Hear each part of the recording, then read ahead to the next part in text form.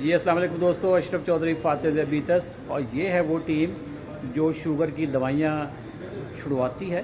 ये मोमिना है और हमारी डाइटिशियन डॉक्टर कैसर हैं और अस्सलाम डॉक्टर वालेकुम। महबूब हैं। डॉक्टर साहब ज़रा बताएं क्या चल रहा है इनका। सर अभी आए थे लाहौर रंग टेलीविज़न से वापस। वहाँ पे भी मैंने यही पैगाम दिया है कि शुगर को, ब्लड प्रेशर को और जितनी भी मेटाबॉलिक डिजीज़ हैं इनको आप लाइफस्टाइल के साथ मैनेज करना सीखें और बहुत आसानी के साथ आप बग़ैर दवाइयों के, बग़ैर इंसुलिन के आप अपनी टाइप 2 को मैनेज कर सकते हैं। कैसे?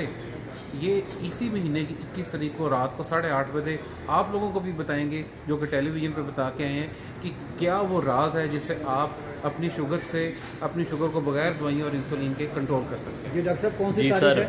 21 इस महीने की तारीख 21 8:30 बजे हमारा लाइव शो होगा, जिसमें हम ये बताएंगे कि शुगर की दवाइयों से और इंसुलिन से कैसे जान छुड़वा सकते हैं। जी मोमिना।